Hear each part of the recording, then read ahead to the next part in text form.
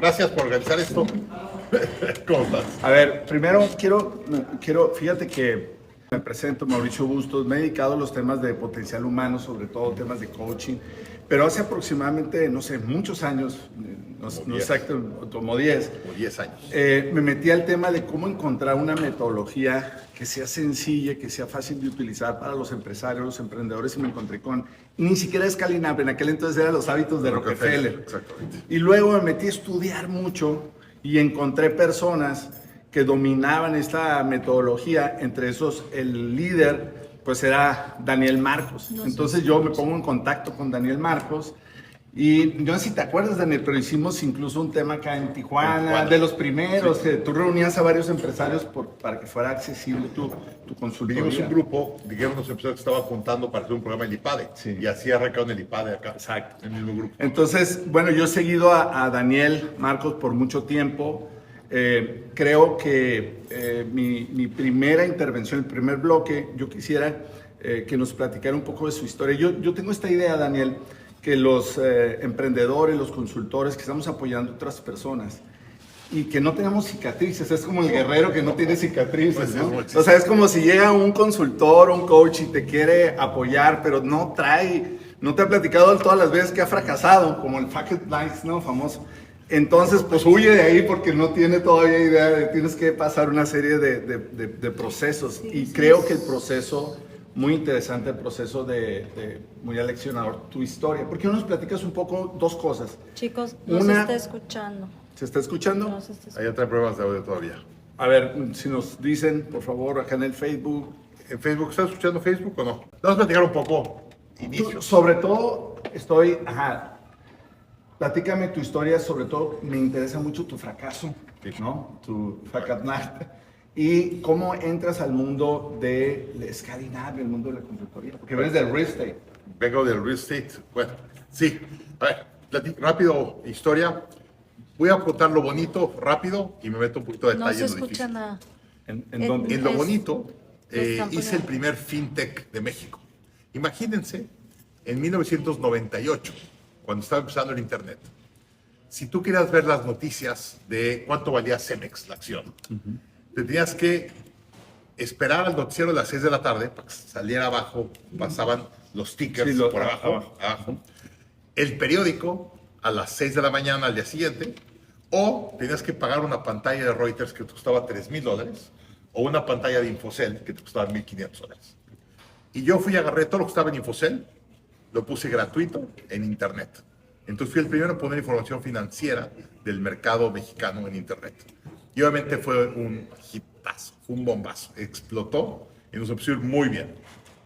Y poco tiempo que habíamos empezado nosotros, vino una empresa argentina, se llamaba Patagon.com, que había levantado $8 millones ya de Chase. Era de Chile. Él no era argentino.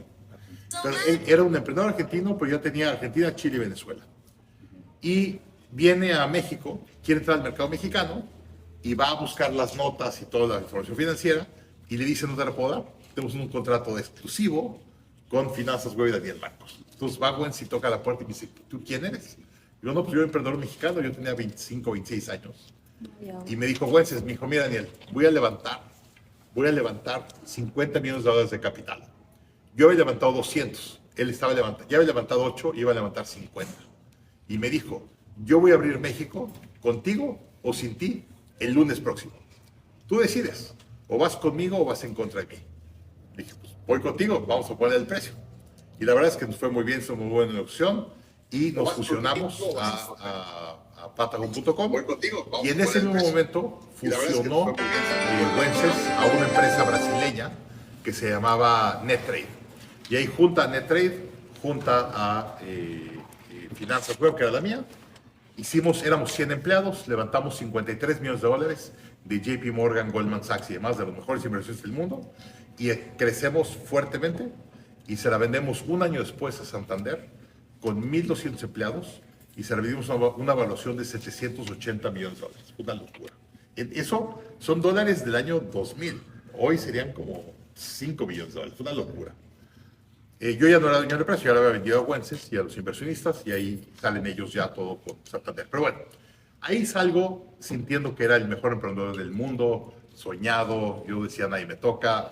La verdad, me tragué mi propio culé. Millonarios. Pero cometes, ahí se te va el dinero a la cabeza y se te va el éxito a la cabeza y la verdad hice muchas tonterías y yo pensaba que era intocable. Y ahí me voy a Estados Unidos. Dije, yo ya me probé en México, ahora me voy a hacer a Estados Unidos, probarme en Estados Unidos y voy a abrir un banco hipotecario en Estados Unidos. Y por eso me hice hacer real estate. Abrí un banco hipotecario para financiar a indocumentados mexicanos en Estados Unidos.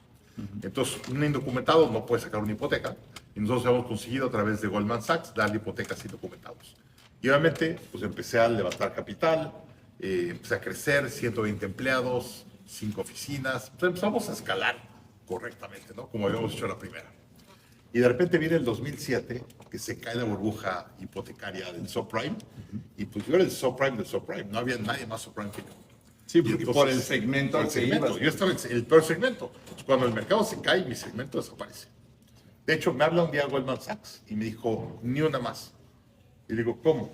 Y me dijo, Daniel, ni una hipoteca más. Y digo, tengo 120 empleados, tengo 200 hipotecas en el camino, o sea, tengo oficinas, rentas, casas. Y me dijo, ni una más. Y se acabó. Cerré así de golpe. Entonces ahí cerré, me deprimí, perdí todo mi capital, perdí todo el capital de mis inversionistas y me quedé con $1 millón de deuda. Pero imagínate, sin activos, sin empresa, sin trabajo, sin ingreso y $1 millón de deuda. Y ahí es donde me deprimo, son como 8 meses muy malos en mi vida, con muchos problemas. Y dentro de esos momentos recibo una llamada de Vern Harnish, que Vern Harnish es el... ¿Dónde lo conociste tú a él? Es el Yo que había, da una clase. yo había contratado a Vern, me había dado una clase en el MIT en el año 2001. Ya se oye. Cuando yo le había vendido a Patagon y todo, Ya. había crecido muy rápido. Y yo necesitaba un mentor. Entonces puse a buscarme mentores. Y me dijeron, no, pues el que más sabe escalar negocios es Vern Harnish, el del libro de Dominando los hábitos de la Sí, Rockefeller. claro. Y lo fui a buscar a MIT, tomé un curso con el MIT y nos hicimos amigos. Entonces, cuando yo quiebro en 2007, 2008, un amigo de Vern, muy amigo mío, le habla a Vern y le dice, oye, Daniel acaba de quebrar y está deprimido. Llámale. Entonces me habla Vern, hola Daniel, ¿cómo estás? Y yo le lloré en el teléfono. Ya te imaginas, estaba yo en un muy mal momento. Y entonces Vern me dijo, oye, ¿por qué no te puedo coachar empresas? Le dije, estás loco. Si no confío en mí como emprendedor para escalar mi propio negocio, ¿cómo quieres que coache a otros? Y me dijo, precisamente por eso. Tienes que asegurar que lo que te pasó a ti no le pasa a nadie más. Y a ti te pasó tan fuerte, que te dolió tanto, que tú vas a poder ayudar a emprendedores a que no hagan las mismas tonterías. Y ahí empecé a coachar. Oye, quedaste en deuda, o sea, tuviste un tema todavía. $1 millón de deuda, $1 millón de deuda a 10% de interés. O sea, mis intereses eran $100,000 al año de intereses. Ya se imaginarán lo mal que quedé. Obviamente, mi mujer, pláticas de divorcio muy complicadas. Tuve que sacar préstamos para pagar los niños. La verdad, muy mal. Oye, yo creo que finalmente el tema de ponerte como en esa misión, en ese propósito, ¿no? Que a veces se requiere, porque cuando eres empresario, pues no solamente es el tema del dinero, por supuesto es muy importante, pero si no traes ese como grit, como si no traes ese propósito y ese torque, pues hay tantas dificultades en el camino que fácil abandonas. Yo estaba muy deprimido en ese momento. Yo me levantaba a las 2, 3 de la mañana sudando en frío y mi mujer me decía, te escucho llorando en las noches. Porque yo dormido lloraba, o sea, estaba realmente deprimido. Y mi mujer me decía, te paras y la cama está mojada del sudor que tenía y del estrés.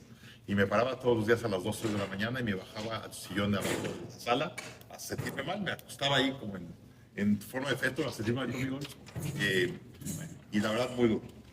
Sí, y yo creo que lo pienso de esa manera, Daniel. Creo que los hábitos Rockefeller en su momento y ahora Escalinar es una metodología que me atrevo a decir que deberían de conocer todos los empresarios, porque es cómo hace sencillo lo complicado, ¿no? Es una de las virtudes que tiene. Y yo, una de las cosas que te quiero preguntar, que tiene que ver con lo que vamos a hablar sobre mucho de mentalidad, pero un poco cómo tú te adueñas del proceso de Scaling Up y qué me puedes decir. Es que a lo mejor hay personas que nos están escuchando que nunca han escuchado este tema de Scaling Up o el libro. ¿Por qué no? O sea, le haces un contexto a la metodología. A ver, ¿qué pasó cuando yo empiezo a crecer en finanzas web y Patagon? Me siento muy incómodo con el crecimiento, está creciendo muy rápido, vamos muy bien, pero mucho estrés. Yo trabajaba 18 horas diarias. Y me pongo a preguntar, ¿quién es el experto en escalamiento de negocios? Y me dice un señor que se llama Vern Harnish, él es el fundador de IO, y hay un programa en MIT que se llamaba Birthing of Giants, Nacimiento de Gigantes. Así se llama el programa de MIT. Entonces me dice, tienes que entrar a IO y tienes que entrar a Birthing of Giants. Yo hago lo que la gente me decía y voy y me meto al programa. Y el programa voy y conozco a Vern. Y ahí Vern me enseña que tenemos sistemas y procesos para todo lo que hacemos en los negocios. Tenemos sistema de producción, sistema de manufactura, sistema de contabilidad, sistema de todo. Y no tenemos sistema de dirección. No hay ninguna herramienta. Un manual de cómo ser director general. Y entonces ahí... Por cierto, tampoco hay un manual para ser padres, ¿no? O sea, que son las tareas más fundamentales, ¿no? Un manual de ser humano que venga con la almohadita del manual del ser humano, el manual de ser padre. Nadie quisiera ser padre hasta que nace tu hijo y te lo pones en las manos y dices, ¿y ahora qué hago? Claro. O sea, ¿qué hago con Igual esto? que la empresa. Igual que la empresa. Entonces, la realidad es que voy a MIT, a este curso que se llama Birthing of Giants. Y ahí me enseñan lo que es el director general. Y ahí como que me siento y digo, no tengo ni idea de lo que estoy haciendo. Y digo, lo que Vern me vaya a decir, voy a seguirlo como relojito. Y ahí empiezo a seguir yo con muchas disciplinas que digo. Y la verdad es que me cambió la vida. Sí, digo, de forma muy general, comentarles que la metodología establece como 4 decisiones fundamentales, ¿no? Una tiene que ver, por supuesto, tiene que ver con el tema de la estrategia. Luego, otra de las decisiones es cómo estableces el tema de la ejecución, ¿no? Que es, desde mi punto de vista, que ahí es donde se quedan muchas empresas, en las 4 decisiones. Luego, otra parte tiene que ver con el dinero, con el efectivo. Y ahorita voy a preguntarle al especialista, que es Daniel Marcos. Y otra que es donde yo he tomado muchas herramientas, es el tema de la gente, de las personas, ¿no? Y fíjate que una de lo que hace énfasis muy importante, todo el sistema sobre todo el de ejecución, una de las decisiones, es el tema de crear un contexto de accountability. Eso es algo que lo que yo he hecho, Daniel, es tomar la metodología de las empresas. Fíjate lo que he hecho un poquito de trampa y me la he traído al coaching personal. O sea, cómo generas una accountability de tu junta contigo mismo, la diaria, la semanal, la mensual. No sé si me explico. Yo lo enseño mucho eso. Entonces, oye, espérame, yo tengo juntas de consejo con cada uno de mis hijos de 3 horas cada trimestre. Y junta de consejo donde me siento con cada uno de mis hijos para platicar qué quieres, qué estás haciendo, hacia dónde vas. A ver su futuro. Porque aplica perfectamente. Aplica por todo. Si no hay accountability, y el accountability es este sentido de rendición de cuentas, no se crean las cosas, no hay ese compromiso. Y a veces, no sé, me quiero poner a dieta y no sabe nadie, ¿no? Pues hay que gritarlo a los 4 vientos para tener esa accountability. Y ¿por qué no nos platicas y te dejo que te desplayes en eso un poco para poner contexto? Una de las cosas que yo he expresado mucho a la gente que me sigue es que una de las virtudes que tú tienes, así lo veo yo, es que entiendes que hay un ciclo, una etapa distinta en la empresa que requiere una atención, una fórmula diferente, como el bebé, el niño, el adolescente, el adulto mayor, y cada una tiene una manera de desafíos, de cosas. Comida diferente, atención diferente, educación diferente, comida, todo es diferente. Y nosotros pues pensamos que una empresa es como si fuera todo igual. ¿Por qué no hacemos una pequeña presentación muy breve de cómo están estas etapas? Porque creo que puede ser muy interesante para la gente que se pueda identificar en dónde está y qué funciona, qué tipo de problemas tiene. Sale. A ver, vamos primero, voy a Igual revisar. y tenemos también presentación si la quieres. Si la pueden, es que podemos poner la presentación en Facebook, pero no en Instagram. No, exacto. Pero está bien, si quieren, si la pueden poner. A ver, primero vamos a hablar de scaling up, las 4 decisiones. Y esto fue lo que yo aprendí en MIT. Yo como director general tengo que tomar 4 decisiones correctamente. That's it. Si yo me enfoco en 4 decisiones, ya hice mi trabajo de director. Y ese es el 80% y lo demás ya va cayendo solito. Entonces vamos a primero revisar las 4 decisiones. Primera decisión, la estrategia. ¿Okay? ¿Cómo sabes si tu estrategia es buena o es mala?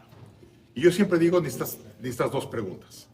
La primera pregunta es, ¿cuánto está creciendo las ventas de tu industria o tu industria? Y oye, mi industria creció al 5%. ¿Cuánto creciste tú? No, pues yo crecí al 3%. Tu estrategia está mal. Tu estrategia se refleja en el crecimiento de tus ventas. Y para mi gusto, tienen que crecer a 2 veces el crecimiento de la industria. ¿Por qué? La industria es el promedio de las buenas y las malas. Si tú quieres ser de los líderes, tienes que crecer de menos a 2 veces el crecimiento de la industria. Si no, no estás creciendo.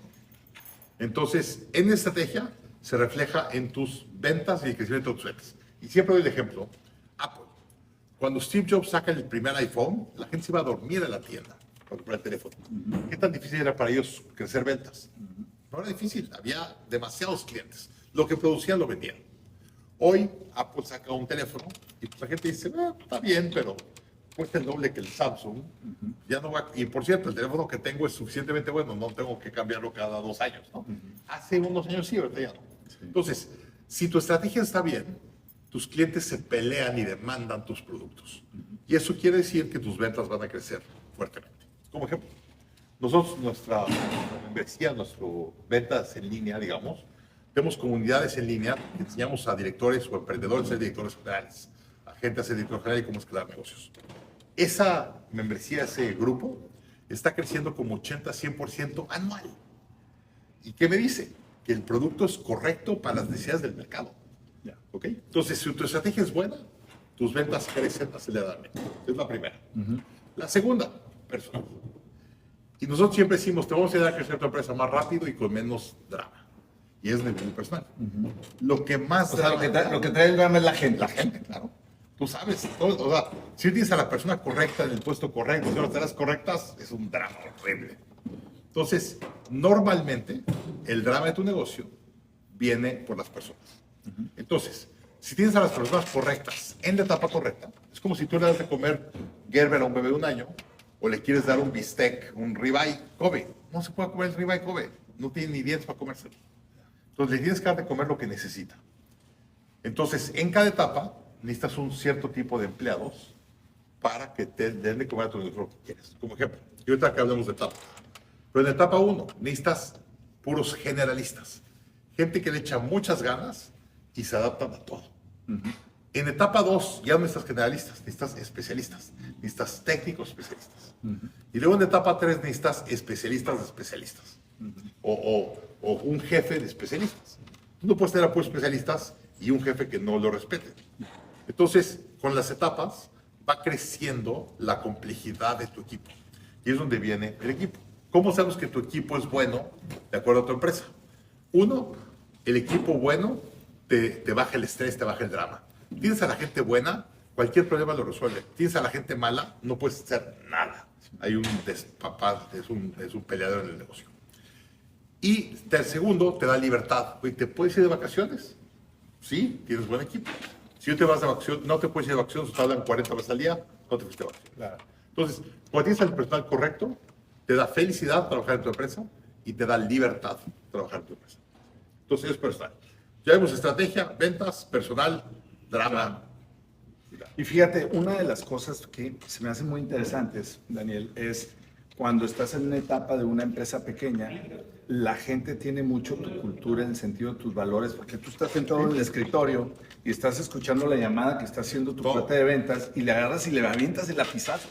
No digas eso. Y te lo llevas a comer y lo regañas, pero sabes cuándo cumpleaños su hija, los 15 años de no sé qué, los puedes regañar de una manera, le transmite tus valores, oye, es importante que tomes responsabilidad sobre esto, no solamente estás hablando de temas de trabajo, generalmente los empresarios se meten un poco en la vida y generar esta transmisión de valores que son una copia fotostática. Tú vas a este tipo de empresas y su empresa, de donde adolece el empresario, es de donde adolece. O sea, yo tuve una conversación de coaching con una emprendedora empresaria pequeña y puedo ver que si ella tiene ciertas carencias, lo va a tener el equipo casi automáticamente. Ahora, empieza a crecer la empresa y ya no están para aventarle lapizazos, ya no sabes cómo se llama ni la esposa, es más, no sabes ni cómo se llaman los empleados, claro, porque de repente ya no. Ahora, ahí creo que ahí es donde se da la catarsis de hacer esa transición, que quiero que me expliques cómo tú lo has vivido con tus empresas, que has crecido muchas empresas. Seguramente se dio una catarsis de cómo comunicar, ya no el lapizazo, ya no eso, cómo comunicar de una manera más estructurada, porque escalamos la estrategia, pero la cultura nos cuesta trabajo escalarla. O no sé si tú piensas lo mismo. Es dificilísimo escalar la cultura. Y los sistemas tuyos de liderazgo, y tú decías, oye, yo hago liderazgo, me lo llevo a comer y lo apapacho y le doy un abrazo y tú eres mi cuate, yo confío en ti. Luego ya no puedes. Entonces, los sistemas y las herramientas usadas de liderazgo en etapa 1 o 2 ya no sirven para etapa 3. Pero yo siempre digo, imagínate, vamos a hacer una analogía. Imagínate un taller, ahí en un pueblo en México, pues un taller de coches, y pues están poniendo música y están bailando y alrededor del coche echamos una cerveza y cierran el coche. A diferencia de un pit crew de Fórmula 1, que llega el coche, lo levantan y en 2 segundos cambian las llantas y vamos. Tienes que pasar de un taller así bonachón donde están bailando cumbias a un pit crew de Fórmula 1. Imagínate el cambio y el drama y lo complicado que es hacer eso. Tienes que cambiar personas, procesos, sistemas, herramientas, todo para llegar de uno al otro. Sí. Y cuando lo ves así dices, ah, caray, ya lo entendí. Pero a ese nivel tienes que ejecutar. Y sobre todo, en primeras etapas es una decisión muy de cuate, soy yo te quiero, eres buena onda, tal. En las segundas etapas es, dame tu KPI. Llegaste a tu KPI, eres un chingón. No llegaste a tu KPI, afuera. O sea, ya entre etapa 3, etapa 4, es los resultados que das. Al principio no ve resultados, no importa, le estás echando muchas ganas, no importa. Pero ¿sabes qué veo mucho en la metodología incluso de Scaling Up? Es el tema de cómo contratar bien, que es todo un desafío. No, y ahorita te voy a preguntar de eso, pero ahí yo veo un desafío porque es, a ver, me enfoco en contratar bien, pero te voy a aventar un torito a ver cómo lo ves tú.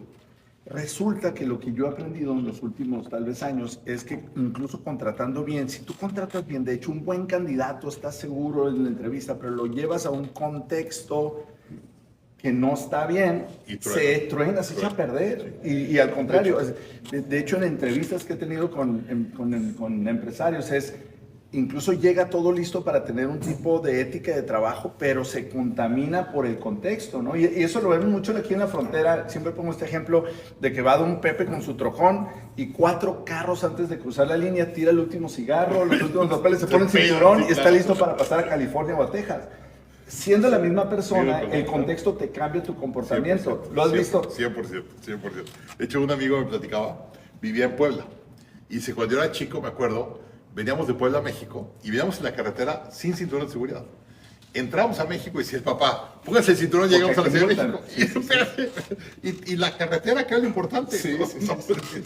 Pero fíjate cómo el contexto moldea, claro, ¿no? Y entonces ahí... Ok, yo he visto que la metodología se enfoca mucho en la contratación, pero en el contexto, ¿qué haces para generar ese contexto? Un líder, porque acuérdate que estaban acostumbrados al lápiz y a lo que dijimos, pero luego, ¿cómo generas esa actitud, ese contexto? Tienes que ser muy bueno en la comunicación, y ahí es donde vienen los mayores problemas. Tienes que poder diseñar tu estrategia clara y sencilla, y luego verbalizarla correctamente. Ahí es donde viene el One Page Plan Scaling Up, ¿te acuerdas? Sí. Scaling Up te obliga a escribir un plan estratégico de una página y para que pongas tu estrategia en el plan de una forma clara y sencilla, porque si no, no se la puedes explicar a tus empleados. Y eso yo no lo entendía, porque la gente me decía, Daniel, ¿tienes estrategia? Sí, tengo estrategia, platícamela. Y me tardaba 20 minutos en platicársela. No tienes 20 minutos para platicársela a cada empleado. No, y además los empleados, el teléfono descompuesto es tremendo, ¿no? O sea, de aquí a que si la hacer. Y luego, ¿qué es lo que tus retos, tus actividades, cómo van a contribuir con la estrategia? Menos todavía. Lo que tú estás diciendo es el teléfono descompuesto. Tú le dices algo a tu gerente distorsiona la información, se le dice a los empleados, se hace un desastre. Tienes que ser muy buen comunicador, tienes que ser claro comunicador y hacer un sistema de comunicación en la empresa que no se distorsione el mensaje. Entonces, cuando vas escalando, no nada más tienen que cambiar las personas, porque te vas de generalistas, especialistas, gerentes y demás, tienes que traer los sistemas y procesos para poder alinearlos, darles información, lo que necesitas para que puedan tener la información correcta. Sí, y tal vez ahí está el primer desafío que enfrenta un dueño que está acostumbrado a hacer la cosa. O sea, hacer la cosa es la parte operativa, que es muy buen comerciante, que es muy buen emprendedor, que trae el servicio, pero no es bueno para todo esto que estamos diciendo. ¿Es así? Te doy un ejemplo. Ahorita trabaja para mí una señorita que se llama Triana, que viene de American Express, y ella maneja mi departamento de experiencia de usuario, de Customer Success. ¿Cuánto sabe Triana de servicio al cliente comparado con lo que yo sé de servicio al cliente? Ella más. Ella trabajó en American Express 20 años, sabe de servicio al cliente mucho más que yo. Sí. ¿Tú crees que yo le voy a decir a Triana qué hacer? Claro que no. En etapa 1, etapa 2, tú le dices a tus empleados, haz esto y hazlo así, tú le estás diciendo. En etapa 3, etapa 4, ya no les puedes decir qué hacer. Pero estás acostumbrado a decirle, Estás acostumbrado. Y contratas a alguien de $1.000.000 y luego terminas tú diciéndole qué hacer. Y Triana me dice, no, espérame, Daniel, lo que me estás diciendo es una tontería. Y me saca la data y tiene razón. Entonces yo lo que le tengo que decir es, a ver, Triana, el objetivo de la compañía es este. Tú eres responsable de esta parte del juego. ¿Cómo le vas a hacer? Y entonces tengo que retarla a ella para que ella traiga las soluciones y yo coacharla a ella para que sea mejor. No le voy a decir qué hacer. Y ver los resultados, Y por los supuesto, por eso los KPIs. Y fíjate que yo utilizo mucho los temas de los OKRs. ¿No? ¿Tú no los utilizas? Sí. A ver, el OKR o el KPI es prácticamente lo mismo, nada más es invertido. A ver, las métricas con la filosofía de Scaling Up, primero me dices qué quieres lograr y luego me explicas el cómo. En los OKRs tú me dices, Daniel, voy a hacer este proyecto y el resultado del proyecto va a ser este OKR. ¿Ok? Entonces, nosotros decimos el número primero y luego el cómo. OKRs pone la prioridad primero y luego da el resultado después de la prioridad. Sí. Entonces, un poquito al revés. Pero es lo mismo. Sí. Tienes que tener dos cosas. Primero, el número que quieres lograr y cómo lo vas a lograr. ¿Cuál es el proyecto, la estrategia o que te va a llevar a eso? Pero sin duda tiene que ver con medir, ¿no? O sea, si no mides en una etapa no ocurre. Este sistema de accountability. Y algo que me parece muy importante, que veo que es algo fundamental para generar la accountability, es el tema, sobre todo ahorita que estamos viendo esta etapa digital, etcétera, en donde hay cambios tan rápidos, es que a veces no tienes la respuesta al 100%, sino tienes que probar un poco. Y este riesgo de probar un poco que implica en un ambiente de innovación, muchos no estamos dispuestos como empresarios a hacerlo. No sé si eso me explica. Y entonces, quiero probar porque quiero tener feedback. Por ejemplo, llego yo con un cliente y le digo, oye, hay que hacer esto o lo aquello. Me dice, no, eso lo hicimos ya en 1973. Y yo, fantástico, ¿y qué aprendieron? Ah, no, nada, nomás que no funcionó. No, haces cosas también para aprender. ¿Qué te De hecho, déjame dos historias con esto. Hace poco nos tocó ayudar a un cliente de nosotros a meter en inteligencia artificial toda su data para que la inteligencia artificial le pueda ayudar a hacer cosas. Y durante 10 años documentó solo lo que sí funcionaba. Lo que no funcionaba, no lo documentaba. O sea, no funciona porque lo documento. Cuando le metimos a ChatGPT toda la data que sí funciona, dijimos, ¿qué más hacemos? Y nos empezaron a recomendar por las cosas que no funcionaron. Pero como no le pudimos decir esto no funciona, no entendió que no funcionaba. Entonces, todo lo que nos recomendaba era cosas que no funcionaban. Pero bueno, déjame regreso a la data y a la prueba. Y vamos a hacer una analogía. Y el feedback, ¿no? ¿Tienes hijos? Sí. ¿Tus hijos qué tienen? Bueno, tengo grandes, tengo chiquitos también. ¿Saben andar en bicicleta tus hijos? Sí. Okay. Cuando tu hijo empezaba a andar en bicicleta, te ponías bicicleta de rueditas y me lo cargabas y luego lo ibas dejando. Y luego ya que le quitabas las rueditas, lo ibas agarrando, ibas tú corriendo atrás y de repente lo soltabas. Ya era cuando... Pero veías que tambaleaba y se caía y se rompía, se cortaba la rodilla y demás, pero tenía que aprender a andar en bicicleta. Si no lo sueltas, nunca va a aprender. Es igual con tus empleados. Tienes que soltarlos. O decir, mira, seas así, me los vas llevando, los vas agarrando, pero luego y los tienes que aventar. Sí. Y van a hacer errores, van a cometer problemas, van a enojar a clientes, vas a perder revenue.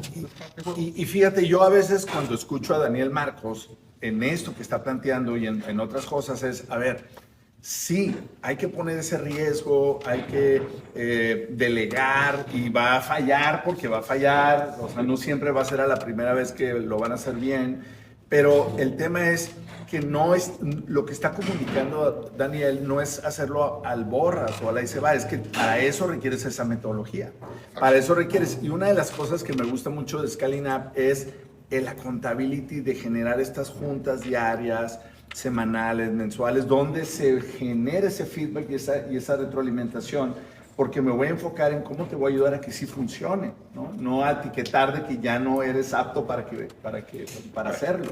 Nosotros decimos que el ritmo de juntas es como el pulso de tu cuerpo. Cuando te asustas, ¿qué pasa con tu pulso?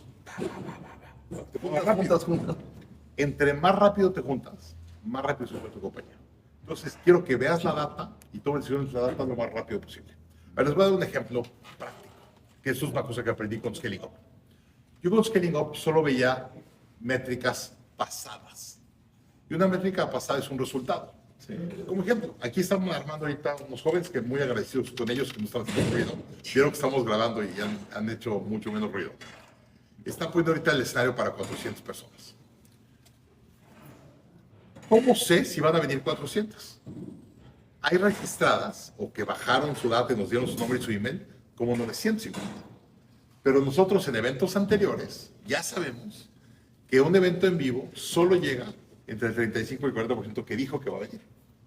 Entonces, un KPI pasado es que vengan 400 personas.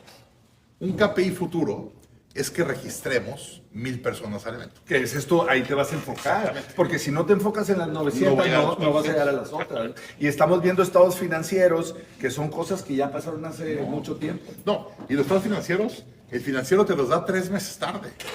Yo le digo a mis clientes, oye, pasa los financieros. Me dice, bueno, y me pasan los de hace 3 meses. Y, bueno, y los del mes pasado, no es que no están listos.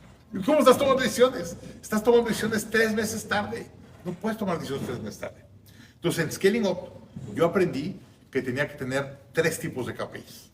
KPIs pasados, KPIs futuros y luego KPIs de desempeño. Como ejemplo, el evento de hoy. ¿Cuál es mi tercer KPI de este evento? Cuando te registras, te preguntamos cuántos empleados tienes y te preguntamos qué puesto tienes. Entonces, yo quiero que vengan dueños de negocio, CEOs, de empresas de al menos 10 empleados, 8 empleados, porque son etapa 2, etapa 3.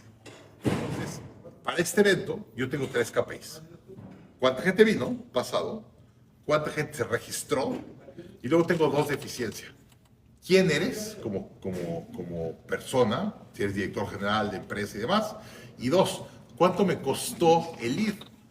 Yo hice anuncios en Instagram, en Facebook y demás, y tenía un objetivo. Yo decía, cada persona que se registre me tiene que costar menos de X cantidad de pesos.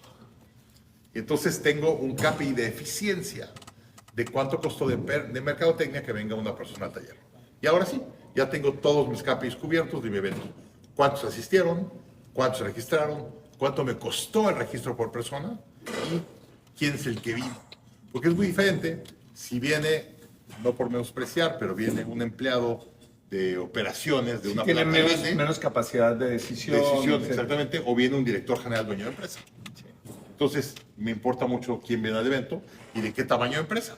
Este evento de hoy está diseñado para directores generales, emprendedores, emprendedoras, de 6, 8 empleados abajo hasta 100 empleados.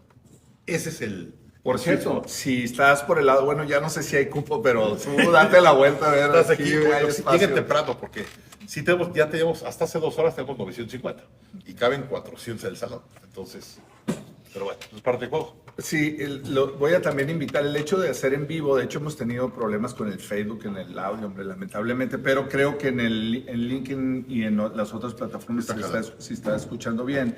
Pero si tiene alguna pregunta, con mucho gusto, también para hacérsela llegar a Daniel Marcos. Sí, van en preguntas. Y aquí las leemos. A ver, el tema entonces es cómo ejecutar de manera adecuada. Tiene que ver con estar midiendo, estar teniendo feedback rápido, ¿no? Con un ritmo rápido. No te quieres esperar un año a que salgan 3 meses. Es rápido. Yo veo data diaria. Yo tengo juntas diarias para ver data diaria. Estas últimas 2 semanas, ahorita estamos haciendo 4 eventos. Tijuana, Monterrey, Querétaro y León. Los últimos 10 días, el primer dato que veía todas las mañanas es cuánta gente se registró en ese día y cuánto me costó el registro. Todos los días. Y por cierto, interesante, al lunes pasado íbamos muy mal. Y entonces dijimos, algo estamos haciendo mal. Y me decían, no puede ser que el evento de Monterrey y Guadalajara que hicimos hace un mes se fue muy bien y los números estaban muy diferentes a estos eventos. Entonces, mi director de Growth, yo tengo una llamada con él todos los lunes a las 7 de la mañana. Mi primera llamada, la llamada de marketing. Es la primera llamada de mi día. Tengo una llamada hablando de mercadotecnia los lunes de 7 a 8 de la mañana. Entonces, mi llamada a las 7, entró Pablo y me dijo, Daniel, los números no están jalando. Y me dijo, ¿qué hacemos? Le dije, no sé, pero veamos la data de los anuncios de Facebook y de Instagram y no están buenos. Y entonces le dije, déjame hablar a un experto. Y le hablamos a un amigo que es experto haciendo sus eventos con mercadotecnia. Le dije, oye, por favor, vamos a meternos una llamada. Quiero que veas mis campañas y me digas que está mal. Y a los 5 minutos se metió. Dijo, están mal seteadas las campañas. ¿Por qué? Y hay dos formas de hacer una campaña para es hacer una campaña y en la campaña meter las 4 ciudades o hacer 4 campañas diferentes. Nosotros hicimos una campaña con 4 ciudades y dijo, no, eso es mucho más caro y no convierte igual. Porque el algoritmo está aprendiendo de Monterrey con Tijuana y está mandando información mal. Entonces agarra la campaña de Tijuana y luego la replicas, es otra campaña de Monterrey y la replicas otra para Querétaro y otro. Y cambiamos eso el lunes.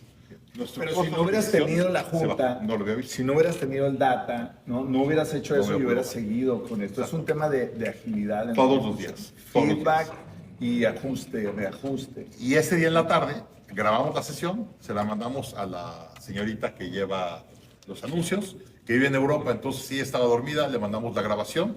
Cuando yo me levanté el martes ya estaban las campañas cambiadas. Y buenísimo. Y por eso llegamos a los objetivos que queríamos llegar. Yo pensé que porque Mauricio promueve conmigo. Oye. Fíjate que el tema de la ejecución fundamental, y has abonado en él, el tema de también ahí la mentalidad del dueño de tener más orden, ¿no? Porque no trae esa disciplina, no trae ese orden, ¿no? Y también en la parte, digamos, de la cultura, pues en la parte de, otra vez, es cómo genera esta comunicación que es muy asertiva. Ahora, déjame perdón, en contradicciones que hagas otro y no lo cerramos. Sí. Una de las cosas que más vemos que tienen problemas es el sistema de contratación. En etapa 1 y etapa 2, ¿a quién contratas? Al que te cae bien. Gente en tu círculo de influencia, gente que es cercana a ti y gente que es generalista. Gente que le echa muchas ganas, pero no son buenos en nada, en específico le echa ganas a todo. Pero no son técnicos buenos. El problema es que sigues contratando generalistas esperando que ejecuten con un nivel de ejecución y de especialista muy alto. Y no tiene ese nivel, no es porque sean malas personas, pero no tiene ese nivel. Tienes que ir a contratar a tu industria. Tienes que ir a empezar a, suena feo, pero robarte gente de otras empresas con mucha experiencia para que se vengan contigo. Es la realidad. Entonces, tienes que cambiar tu sistema de contratación dramáticamente entrando a etapa 3. Y es lo que tú me dices. Oye, nosotros usamos Top Grading, que es una metodología muy estructurada de cómo contratar mejor, porque de ahí empiezan los problemas de los empleados. Si contratas a puros empleados CES o DES, o contratas generalistas en vez de contratar especialistas, va a ser un desastre. Y ahí es donde viene la experiencia de decir, oye, no, espérame, la empresa necesita algo diferente. Ya el Gerber ya no funciona. Que de hecho, cuando estoy platicando con empresarios en etapa 3, 4 y 5, les platico la historia y les digo, a ver, cuando un bebé es bebé, ¿qué le das de comer? Me dicen, Gerber, una papilla. Le digo, perfecto. Cuando tu hijo tiene 15 años, ¿le das Gerber? No, claro que no. ¿Por qué no? No, pues que no es lo que necesita. Le digo, ¿y el Gerber se enojó, se echó a perder? Algo. No, el Gerber sigue siendo un muy buen Gerber. Entonces acabo y como que les cae el 20 de esto y le digo, ¿cuántos Gerbers tienes en la empresa? Y ahí los ves que se empiezan a mover la silla ahí todos ¿Cuántos adolescentes Gerber? Sí. Y me dice, Daniel, tengo a alguien hace 20 años que es mi brazo derecho, lo adoro, la empresa está viva gracias a él, ya lo cambio. Entonces, afuera. Y ahí es donde vienen las conversaciones difíciles, las decisiones difíciles, que son las que generan. Y viene el ataque a ti como líder. No, usted es un muy mal líder. Yo antes tenía un problema, iba a su oficina a las 2 de la mañana y me lo resolvía. Y yo quería un cheque para el proveedor y usted me lo firmaba. Ahora no, tú dices, no, yo traje un financiero y el financiero dijo que los cheques entran o las facturas entran el martes a las 12 y el cheque sale el jueves de la siguiente semana a las 4 de la tarde. No, es que usted me lo firmaba. No, espérame. Traje un financiero, el financiero supuso procesos, hemos cumplido los procesos del financiero. Sí. Entonces, ahí está el tema de la ejecución y todo esto que estamos hablando tiene que ver con un cambio de mindset de nuevo, de una mentalidad distinta, hábitos diferentes del empresario cuando va navegando en diferentes etapas de su empresa, lo estás diciendo muy claro, pero me parece que el tema de la ejecución, el tema de la gente, acabas de decir la contratación, cómo hacerla, y luego la otra es cómo también retener a la gente, porque tienes que ser rentable, es decir, tienes que asegurarte que sea suficientemente rentable para tener a los jugadores correctos, porque si no, de hecho, el pirateado vas a ser tú. El especialista es mucho más caro que el generalista, mucho más caro que el generalista, porque si no, espera, yo sé lo que tú necesitas, yo ya lo sé hacer. Voy a venir a tu empresa a implementarlo, me pagas por mi tiempo, me pagas por mi educación. Oye, tú vas con un doctor que te va a operar el cerebro Dice, no, esto me pareció muy fácil, te voy a cortar el cerebro y me voy a meter 5 minutos a cambiar unos cablecitos y ya. ¿Y cuánto va a cobrar? $50,000. Por una operación de 2 minutos que me dijo que estaba muy fácil. Dice, sí, pero $50,000 son los 40 años de experiencia, claro, de saber dónde cortar. Claro. ¿Sí me entiendes? El empleado especialista o el líder especialista te dice, yo te voy a dar para el departamento de finanzas o el departamento de contabilidad o de recursos humanos o lo que sea, y no nada más te cobro por las horas que trabajo, te cobro por el conocimiento que llevo atrás. Pero fíjate, ahí está esta táctica que yo te escuché hace mucho, pero no te acuerdas, pero es ver a los ojos a la gente, hacerle así y ver, este canijo me va a facturar, me va a producir tal valor, porque si no estás bien, tú tienes que ver como empresario, o sea, es una decisión de negocios. ¿Qué es caro, qué es barato? Es relativo. O sea, pagar muy bien puede ser muy barato. No se me explico, porque estás viendo qué es lo que va a producir. Yo siempre digo a la gente, si tú crees que contratar a un experto te va a salir caro, espérate que contrates un amateur, te va a salir carísimo el amateur. O este dicho que si piensas que la capacitación es muy cara y luego se te va la gente, imagínate que no los capacites y que se quede. Esa es una cosa que usamos para las objeciones. Cuando nosotros estamos vendiendo educación y le decimos, oye, trae a tu equipo que aprenda con Growth Institute, la gente me dice, no, es que si se van aprenden contigo, se les va a llevar la competencia y se van a ir. Y le digo, sí, te va a pasar. Y me dice, a ver, ¿me estás diciendo que tú vas a cobrar por entrenarlos para que se vayan? ¿Qué le digo? Sí, te va a pasar. Y como que lo sacas de onda, sí, ¿no? Pues le digo, a ver, imagínate que entrenas a 10 empleados. Yo creo que se te van a acabar yendo 2 o 3. Se van a ir con la competencia. No puede ser nada. Pero ¿cuál es la alternativa? Que no los entrenen. ¿Y qué va a pasar? Se van a quedar los 10 no entrenados. Sí. ¿Qué es peor? ¿Quedarte con 7 entrenados o 10 no entrenados? Sí, pero al mismo tiempo, ahí tú como empresario te estás poniendo en riesgo, te pones lumbre para generar que funcione de manera tal que los puedas retener. Y es donde yo te quiero preguntar, o sea, claro, se te van a terminar, igual que vas a fallar, cuando la innovación vas a fallar, a lo mejor se te van a ir, pero yo creo que el gran desafío del emprendedor es cómo retiene el talento, ¿no? Ese es su objetivo. Y esto viene a que tú tienes que evolucionar de emprendedor a líder de líderes a CEO. A ver, tú no puedes tener un especialista, gerente espectacular y quiero que trabaje para un emprendedor chiquito. No jala. ¿Sí me entiendes? No da. Miren, yo me acabo de traer el año pasado, a finales del año pasado, se vino a trabajar para mí la persona que fue directora, la Managing Director de Personal y Operaciones de Southwest Airlines, de la aerolínea. Imagínate, era la directora de Personal y de Operaciones de Southwest. Tenía 74,000 empleados. Y cuando se jubila, me entero que se jubila y le llamo y le digo, vente a trabajar para mí. Y me dijo, oye, perdón, no te conozco, pero estás loco, estás enfermo. Si crees que yo trabajo en una empresa de 74,000 empleados y me voy a trabajar a una con 40 empleados, estás loco. Y le dije, sí, entiendo que el número de empleados no, pero todo lo que aprendiste en 30 años en Southwest, si no trabajas para mí, lo vas a tirar a la basura. Conmigo lo vas a poder llevar a 5,000 empresarios y emprendedores. Y me dijo, ¿cuándo empiezo? Y quedó con nosotros desde noviembre del año pasado. Y hoy, por cierto, ¿tú crees que yo le hiciera a Sherry cómo hacer las cosas? No manches, esa mujer sabe más que yo. Pero fíjate, ahí estás hablando de algo, de una negociación, y yo pienso que sí hay que mantener, ni siquiera un tema de dinero, porque más bien era un tema de darle un propósito. Y creo que es otro de los cambios, Daniel. A ver, ¿qué piensas tú? Creo que es otro de los cambios del mindset que tiene un dueño, ahí un CEO. Ya no solamente se trata del sueldo, eso siempre va a ser importante, pero se trata de crear una narrativa inspiradora, que la gente quiera estar ahí porque ve futuro, porque eres buen comunicador, fíjate cómo le giraste un propósito de llegar a más empresarios y te la contrataste. El empresario ahora se dedica a estar inspirando a todo el mundo, a generando esta narrativa que genera esa retención. A ver, una cosa que pasó hoy, para que se den una idea.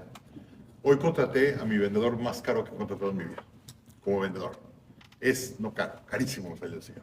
Es de los salarios más caros de la empresa, más comisiones. Pero hay un área del negocio que no lo hemos encontrado y no hemos sabido vender. Y dije, es que la gente que tengo no sabe llegar a eso. Dije, me tengo que traer un capo de ventas para que me enseñe a romper eso que no le he logrado. Y hoy volé de México a Tijuana y me encerré ahorita en mi cuarto 2 horas platicando con él. haciendo el onboarding y platicándole de la visión y lo que quiero hacer y por qué lo quiero hacer. Le dije, mire, soy en Tijuana, a ver cuántas gentes, tal, para que se emocionara. Porque pues, un cuate de ese nivel, si no ve que va a hacer ventas, si no va a hacer un impacto, se va a ir. Y ahorita dediqué 2 horas a estar con él. Y ese es el nuevo rol que tiene el CEO, ¿no? Que tal vez antes no le voy a andar rogando, o sea, que antes no lo hacía. Pues, ¿no? Oigan, a ver, vamos a hacer una. Imagínate esto. Si yo tengo un gran director de operaciones, ¿cuántos programas de operaciones van a caer a mí? Un montón.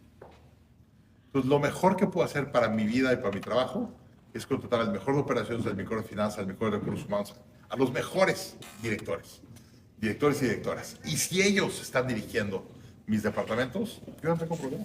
Entonces, tengo que tener a los mejores operando. Es difícil, es caro, es complicado. O sea, lo que te quiero decir es no está fácil.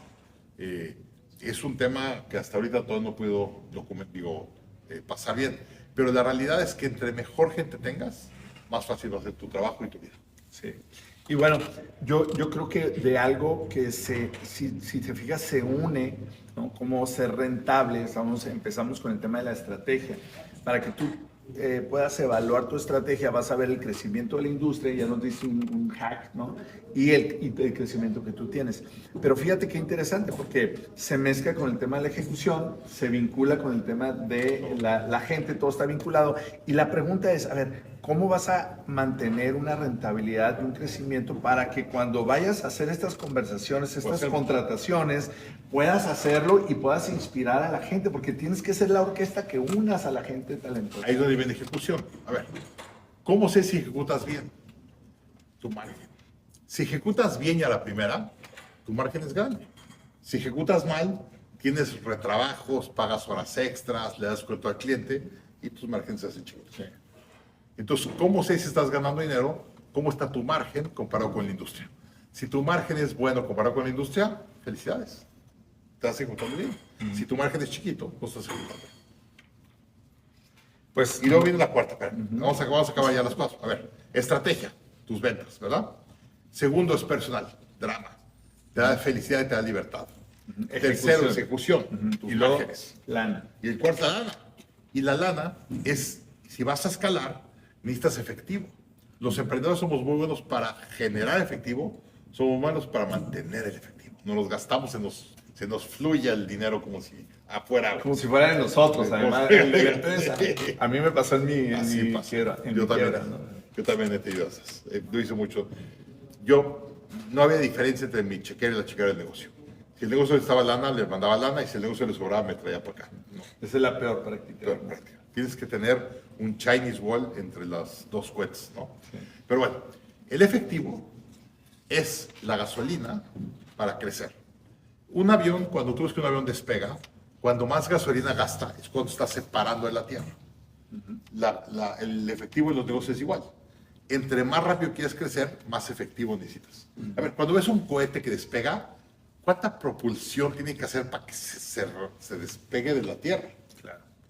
Growth sucks cash. Vern siempre dice, Daniel, el crecimiento chupa efectivo. Entre más rápido creces, más dinero chupa el negocio. Y de hecho, mucha gente me dice, Daniel, el próximo año voy a vender el doble. Digo, perfecto, ¿y cuánto le vas a meter? Sí. Me dice, no, si vendo el doble, me va a sobrar el doble. Digo, no, le vas a tener que meter a capital de trabajo. Claro. Claro. Y también muchas veces el tema de la fijación, eso es a lo mejor algo más técnico, pero la fijación de precios no lo hacemos de una manera en donde sea proporcional que garanticemos los márgenes, ¿no? A veces somos malos para establecer los precios, ¿no? O sea, lo hacemos en base al mercado o tenemos esa estrategia de establecer precios en base al mercado, pero... O en base al costo. Y si, oye, me cuesta 10 y yo quiero un margen del 20, lo voy a vender a 12. Espérame. ¿De dónde salió el 12? No, pues es que no checaste el mercado, no checaste el valor que estás dando. A lo mejor estás dando un valor de 30. Algo que yo aprendí que puede ser un hack justo a la metodología de Scaling Up es, a ver, si tú tienes más del 40-45% de tus costos variables, bueno, a lo mejor tienes que revisar a tus proveedores porque a lo mejor estás comprando caro. ¿no? O si tienes una estructura más del 10% fijo, bueno, dependiendo también del tipo de industria, pero en general es un indicador. Quiere decir que a lo mejor estás muy obeso y requieres hacer una eficiencia o vender más o hacer un recorte. Sí. Es así la 100%. fórmula. A ver, hay una cosa que se llama Unit Economics. Unit Economics es qué pasa con una unidad que vendes. Entonces yo digo, a ver, tú vendes zapatos. Un cliente el otro día vendía tenis. Dije, perfecto. Por cada $100 de tenis que vendes, ¿dónde se va el dinero? Y me dice, bueno, se van $8 en material de la suela. Se me van $6 en otros materiales. Se me van $9 en manufactura. Se me da $2 en empaque. $5 en almacenaje. $3 en transporte. $5 en salarios. $4 tal. Y tienes el costo de los 100 pesos, digo, los $100, cuánto se va a qué parte y cuánto te queda. Es el Unit Economics. Si no entiendes el Unit Economics de tu negocio, está muerto tu negocio. Tienes que saber exactamente lo que vendes, qué margen da para qué. Y todos tenemos productos con un margen alto y productos con un margen bajo. Tienes que saber la mezcla correcta. Mucha gente me dice, Daniel, es que sí, ya mis objetivos. Sí. Dije, sí, pero vendiste puro producto de bajo margen. Pues obviamente perdiste lana. Total. Pues que sí llegan mis números, sí, llegaste a la venta, pero la mezcla de productos con margen no fue correcta. Y tener este diagnóstico también, o sea, ahorita que dijiste, por ejemplo, crecer por arriba de la industria, pero ver tus números y saber que estás comprando caro, o que estás demasiado obeso, o que no está, o sea, tener este diagnóstico rápido y poder interpretarlo de una manera no tan financiera como tal, sino como en la salud del negocio, ¿no? Mira, hay un dato como ejemplo. Muchos de ustedes tienen empresas SaaS, estas Software as a Service, ¿no? Pues empresas que cobras una mensualidad recurrente. Hay una fórmula en Estados Unidos que se llama la regla del 40. ¿Qué quiere decir la regla del 40? Quieren 40 puntos entre crecimiento más rentabilidad. Okay. ¿A qué me refiero? Oye, si crecía el 30% anual, tienes que tener 10% de margen neto de ganancia. Oye, crecía el 50%, puedes perder 10% de margen. Y eso te está diciendo que estás creciendo eficientemente. Si creces al 100 y pierdes el 60, no importa, pues estás creciendo al 100. Entonces lo que importa es esta diferencia entre crecimiento y margen. Sí. Entonces, la gente me dice, Daniel, es un algoritmo. Es un algoritmo. Estoy perdiendo mucho dinero. ¿Cuánto creciste? No, pues crecí al 120%. O sea, no te costó. Te costó invertir, es parte del juego. Sí. Digamos, yo lo pondré para hacerlo sencillo, como si tienes más seguidores en redes o de forma digital, ¿no? Pues tienes más capacidad de comunicación, de impacto y cuesta eso. Pero bueno, es una metáfora, una analogía. Una de las cosas, Daniel, para ir cerrando esta charla, que agradezco mucho, y a toda la gente que se conectó y que nos puedan hacer preguntas, he dicho, pero aquí no tengo tantas preguntas porque no se escuchaba bien. En el Instagram, pero no alcanza a leer.